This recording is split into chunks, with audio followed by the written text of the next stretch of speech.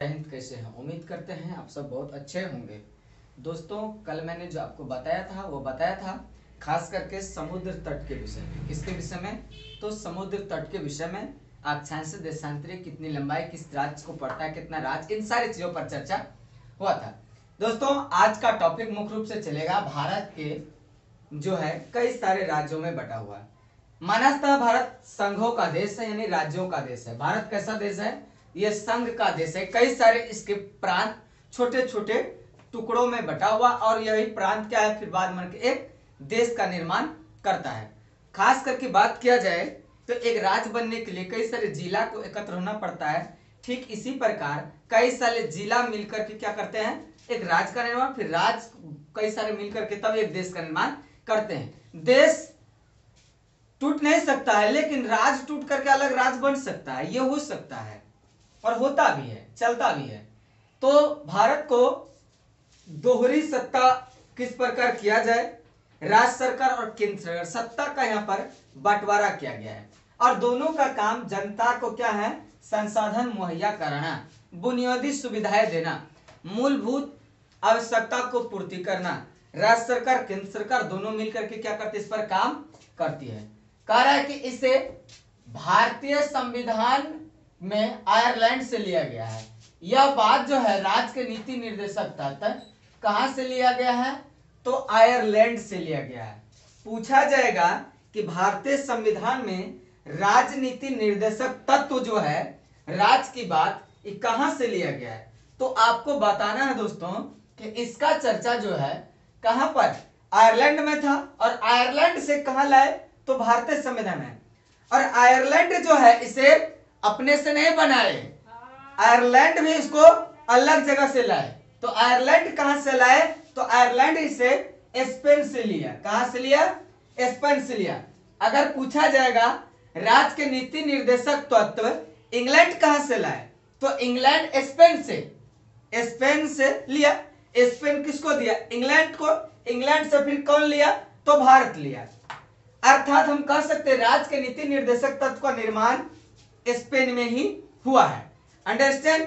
Next में कह रहा है कि इसका वर्णन भाग 4 से में लिया गया है। कहां पर? अगर आप संविधान के चौथा भाग देखिएगा तो आपको जरूर मिलेगा। चौथा भाग में खास करके इसका वर्णन की बात किया जाए, इसकी रूपरेखा किस प्रकार, मॉडल कैसा दिया गया, क्या नहीं, इसका चर्चा संविधान के अनुच्छेद जो है 36 से 51 में मिलता है। कहां मिलता है? अगर पूछ लिया जाएगा आपके हिसाब में, या आपसे पूछा जाए कि बताइए भारतीय संविधान के राज्य के नीति निर्देशक तत्व कहां से लिया गया है, तो आप कहिएगा कि सर ये तो हमको अब बता इंग्लैंड से।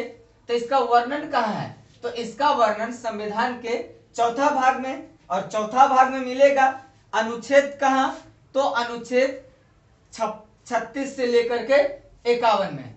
कह यह बात जो है योग्य नहीं है, एक कोई ढंग की बात नहीं है।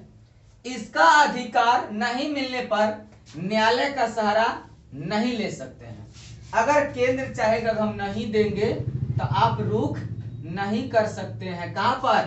खास करके केंद्र पर। और केंद्र पर जाइएगा, नहीं देगा तो कानून की सहारा लीजिएगा। लेकिन कानूनन तौर पर कह रहा कि इससे कोई लेना देना न्यायालय का नहीं है। राज्य और केंद्र का काम है, तो न्यायालय बीच में क्यों पड़े?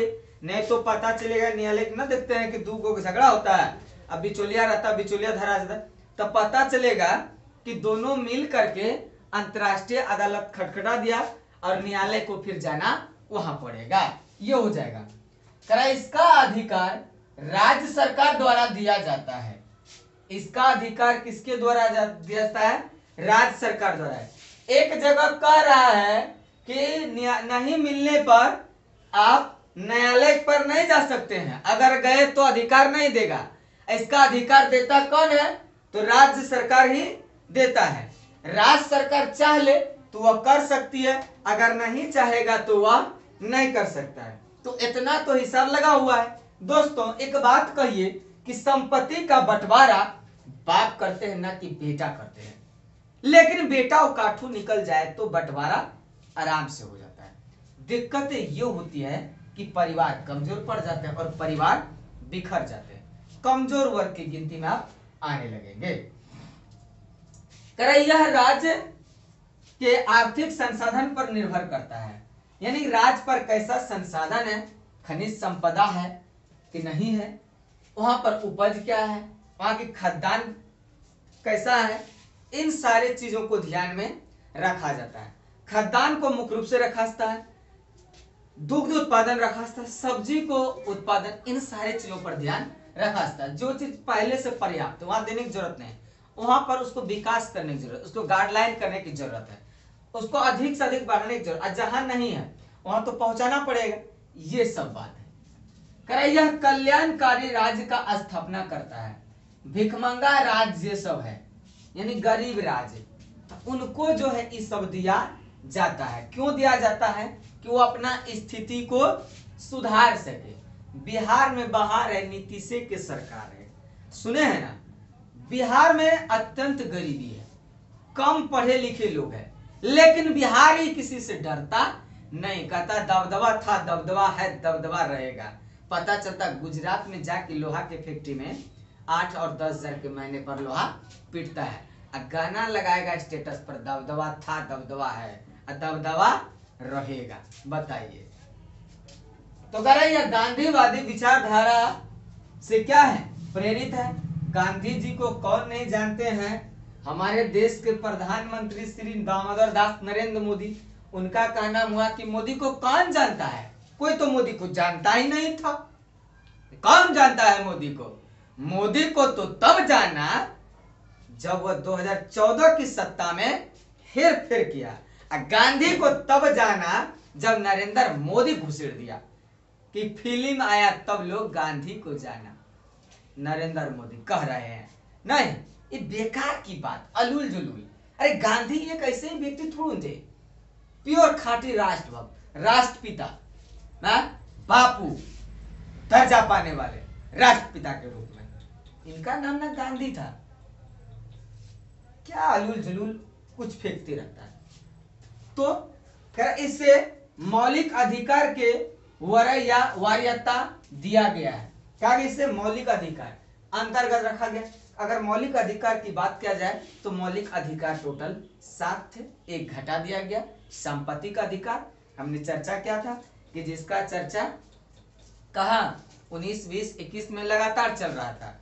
उसके बाद फिर 31 में पैतृक संपत्ति का अधिकार, इस सब पर होते रहता है। 42वां संविधान संशोधन जब हुआ तो उसमें इस चीज को जोड़ा गया, खास करके 1976 में। उस समय देश के प्रधानमंत्री श्री इंदिरा थी। कौन थी? श्रीमती इंदिरा गांधी थी उस समय देश की प्रधानमंत्री। इंदिरा गांधी के शासनकाल में ही एक चीज और बनाया गया था, खास कर कहा जाए तो योजना आयोग को लाया गया था मुख्य रूप से। अब कहेगा सर जी योजना आयोग की स्थापना 1951, बिल्कुल सही बात है। प्रथम आम चुनाव 1952 में, हम भी इस बात को सहमत। लेकिन इंदिरा गांधी के शासनकाल में जब आया तो लोकतांत्रिक एक समाजवाद शब्द को जोड़ा। अगर पूछा जाए 42वां संविधान संशोधन में कौन सा शब्द आया संविधान में, तो उनका आया समाजवाद का। कैसा आया? समाजवाद या सामवाद, सामवाद, समाजवाद। समाजवाद शब्द को जोड़ा गया। इस पर इंदिरा गांधी की सरकारें काफी मजबूती से काम भी की और इंदिरा शीर्ष बिंदु पर पहुंच करके देश के लिए काम कर रही थी। इंदिरा गांधी कही थी कि मेरा कतरा कतरा निकल जाएगा, लहू के बूंद निकल जाएंगे, इस देश की सेवा के लिए हम अपने प्राणों की बाजी लगा देंगे। लेकिन ठीक इसके उल्टा भी करे, जाए तो दुनिया को देश के, हमको जो करना हम करेंगे। नरेंद्र मोदी कुछ नहीं हो भी बोला है आपसे, एगो तो आपसे संविधान संशोधन करने की फिराक में आपसे हो ही नहीं रहा है। कह रहा कि राज्य के नीति निर्देशक तत्व एक ऐसा चेक है जो बैंक के सुविधा अनुसार भुगतान किया जा सके। यह बात जो बताए, कौन बताए? तो वह बताए थे के.टी. शाह। कौन? के.टी. शाह। यह इस बात को बताए कि जो राज्य के नीति निर्देशक तत्व है, नीति निर्देशक तत्व का जो चेक होगा वह डिपेंड करता है खास करके क्या चीज पर? तो डिपेंड करता है आपके बैंक की सुविधा अनुसार। तो हेलो दोस्तों, आज का टॉपिक में मुख्य रूप से आपको हमने बताया राज्य के नीति निर्देशक तत्व। तो आज जो है हम यह भी बताएंगे आप सभी छात्र छात्राओं को चिल्ड्रन डे की ढेर सारी शुभकामनाएं। और हम तो कुछ दे नहीं सकते हैं, आपको किशमिश गिफ्ट है और आप किशमिश जरूर स्वाद लीजिए ऑनलाइन वाले।